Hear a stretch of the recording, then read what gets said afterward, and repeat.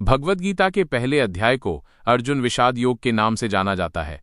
यह अध्याय महाभारत युद्ध की पृष्ठभूमि और अर्जुन की मानसिक स्थिति का वर्णन करता है। यह गीता के उपदेश की नींव रखता है। अध्याय 1 का सार।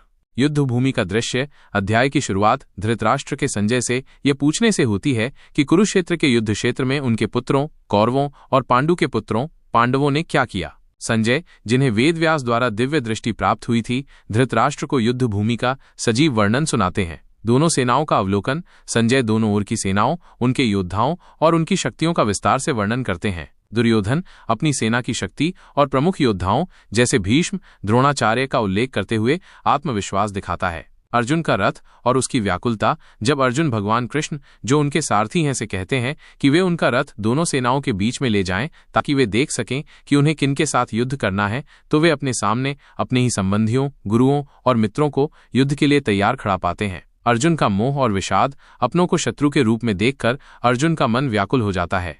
वे युद्ध के भयानक परिणामों पर विचार करते हैं और अपने कुल के विनाश, अधर्म के फैलने और अपने परिवार के सदस्यों को मारने के पाप से भयभीत हो जाते हैं। उन्हें लगता है कि राज्य और सुख के लिए अपनों का वध करना ठीक नहीं है। युद्ध न करने का निश्चय। इस मानसिक द्वंद्व के कारण अर्जुन अत्यंत दुखी हो जाते हैं। उनका गांडीव धनुष हाथ से छूटने लगता है और वे अपने मन की व्यथा कृष्ण के सामने व्यक्त करते हुए युद्ध न करने का निश्चय करते हैं। वे कहते हैं कि युद्ध में विजय प्राप्त करके भी उन्हें कोई लाभ नहीं दिखेगा और वे अपना धनुष बाण रखकर रथ के पिछले भाग में बैठ जाते हैं।